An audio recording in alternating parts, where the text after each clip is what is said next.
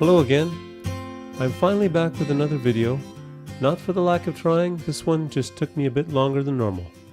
Today I'm using my 48 set of Prismacolor Premier pencils. The set includes both a silver and gold pencil, which were quite useful in this drawing, a good assortment of blue shades and browns, quite a few greens, a light peach and peach, both very useful for skin tones, and of course a white and a black. No grays in the set, but as you will see in the tutorial, I am starting to find workarounds for that. I have also used my 60 set of Faber Castell Polychromos pencils. They are used mostly for detail and for burnishing. I will also explain that later. I first used the Prismacolor Premier pencils in a comparison video versus the Prismacolor Scholar pencils, and it was fairly obvious the Premiers were a much better pencil to use. I did form a bit of a love-hate relationship with them. They were amazing for blending, and it was very easy to obtain nice dark tones with little effort. But I found I was always sharpening the pencils. I decided to do another drawing, but this time I wouldn't rush myself. I thought by supplementing the Polychromos pencils for any detail work, it would make the Premiers more appealing to work with. And I was right. The subject for today's drawing is Gal Gadot, also known as Wonder Woman. With most of my drawings, I start on the left-hand side and work left to right in an attempt to prevent smudging. I'm not always successful. I have a few trace lines capturing the position of the eyes, shape of the face, head, and the gauntlets. I use light peach to sketch in her right arm. I almost always start with the lightest color I can find and then darken things up as I get a better idea of what the final tone should be. Light peach, of course, was too light, and I quickly moved to adding in layers of burnt ochre, sienna brown, and peach. For the shaded section of her arm, I use dark umber and dark brown. Once I have enough colors layered down, I then start to blend and burnish. I use light peach, and ginger root for burnishing. As I go along, you will see me sketch in some reference lines. In some cases, I'm using an existing reference line and applying a neutral color to it before I rub it out by accident. Other times, I'm sketching in the lines where I think they should be. Note, I'm not going for perfection. I'm mostly trying to get the sketch done without any glaringly obvious mistakes. Although I moved on to the eyes, I will still go back from time to time to make touch-ups to the arm to better match the reference image. The eyes are pretty simple, mostly dark brown and black, although I have thrown in some dark green and blue for added color. I apply only one layer to the eyes to prevent losing my reference lines. Now for her left hand and wrist wraps. The hands are done using white, cream, light peach, rose, and light umber. The wrist wraps I really had to experiment with, and they took quite a while to do. I worked on them in sections. I found the most useful colors to be burnt ochre and sienna brown. For lighter or the orange sections, I have used orange, Spanish orange, and yellowed orange. I've also found the goldenrod and yellow ochre to be useful for blending without darkening up the wraps too much. You really need to make sure you have enough of the darker browns layered down, or the lighter colors will dominate the blend. I should mention that I'm not blending hard for the wrist wraps. I don't want to smooth things out. I want to keep a textured or rough look to the bindings. I even allow in some places the white of the paper to show through. I sketch in the outside of the hair. I want to start working on the hair, but I'm a bit afraid. Hair either turns out great or it is a complete disaster. So let's work on the gauntlets instead. Trying for realism on the gauntlets is difficult since it's hard to replicate the shiny sections and produce the gold and silver tones. I have used the gold and silver, but they are more like dull metallic colors, like steel or bronze. So I need to blend them a bit to get anywhere near the reference image. For the gold sections of the gauntlets, I have used gold, canary yellow, white for blending, dark umber, indigo blue, and black for darkening. For the silver sections of the gauntlets, I am combining light aqua and white to try and represent the shiny parts. I use various blues from light aqua, aquamarine, peacock blue, and blue indigo for the dark sections of the gauntlets. I have again limited blending these areas to give a rough, textured look to the steel. For the detail lines, I'm using a Polychromos black. You may notice that I will also use the Polychromos white from time to time.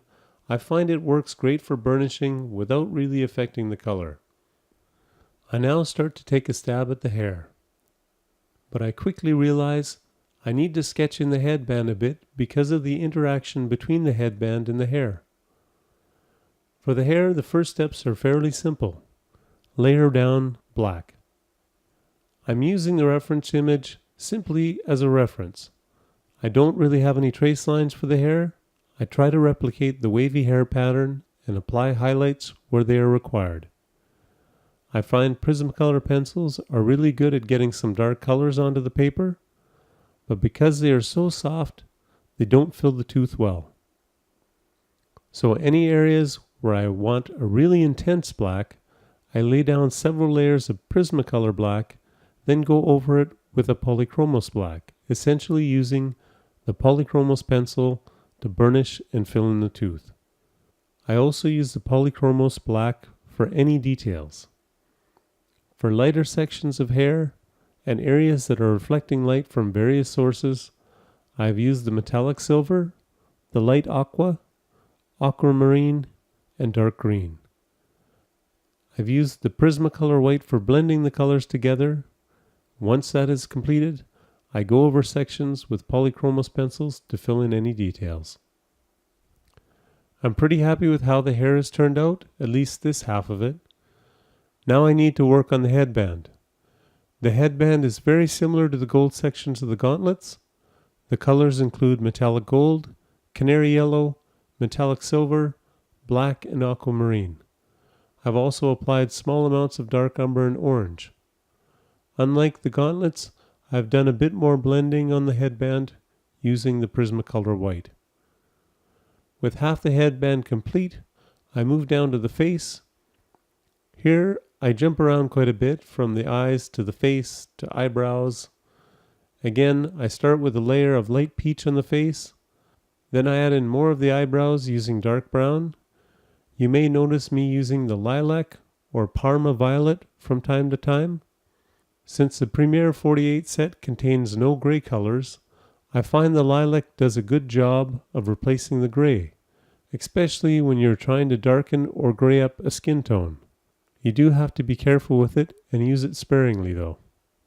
For the darker skin tones, I have layered over the light peach with peach. Around the eyes, I've darkened things up with burnt ochre and light umber. I layer black over the brown eyebrows. I also rework the eyes, adding blue indigo, dark green, and the Polychromos mauve. I finish the right side of the headband and then continue with the face. I keep layering skin tones, then try to fill in more of the shading for the nose. At the moment, the nose seems too wide at the base, and I need to do a better job of shading to narrow it up. I add more color to the left eye, then start to sketch in the lips. The lips use up most of the reds that come with the 48 set, specifically rose, carmine red, crimson red, and magenta. I deviate significantly from the reference here by filling in some teeth. That turns out to be a mistake that I try to remedy later on. I add in more layers to the face, darkening up the cheeks and then focusing on the nose. So far, I see 3 issues with the face. The right eye is too small, the nose is too broad, and the mouth looks wrong because of my inclusion of teeth. There's not a lot I can do about the eye at this point, but I can fix the nose. I keep layering and adding shading to the nose to narrow it up a bit. I make good use of the lilac to gray out the sides of the nose, and it is starting to look a bit better. I fill in the neck and chin, mostly using peach with burnt ochre for shaded parts of the neck. I spend some time finishing up the right eye again, mostly adding in shading around the eye. The last thing I need to do is finish the right cheek, darkening with peach and rose highlights. And of course, she still needs eyelashes. I use a very sharp Polychromos black for the eyelashes. I also go back and darken up around the teeth, since this area still jumps out as being flawed. I sped up the last half of the drawing because it is done essentially the same way as the first half. I did include Tuscan red on the hand wraps, and that they helped create some of the dark reddish brown sections. That is one of the great things about drawing and art in general. is that you learn every time you work on a project, especially if you are new to art like myself. After getting a critique of the drawing, I did go back and darken up the teeth section a second time. My critic hadn't even seen the reference image or the movie and pointed out that it looked wrong. And speaking of movies, I did see this one, probably one of the few I watched prior to doing a drawing of one of the characters. I liked it. I thought Miss Gadot did an amazing job as Wonder Woman, and I really liked the accent. My only issue with the film is that I happen to be a Star Trek fan, so I didn't like seeing Chris Pine in the supporting role. I struggled to see him as anything other than Captain Kirk. But overall, definitely a well-done film. As for the drawing, I'm quite happy with how it turned out. I'm very happy with how the Prismacolor Premiers worked out, especially combining them with the Polychromos pencils. They definitely work well together. For my next drawing, I may opt to go with Polychromos for the skin tones. Some of the colors, especially the browns, seem more natural as skin tones. Thank you for watching. Don't forget to subscribe, and I hope to be back in a few weeks with another video.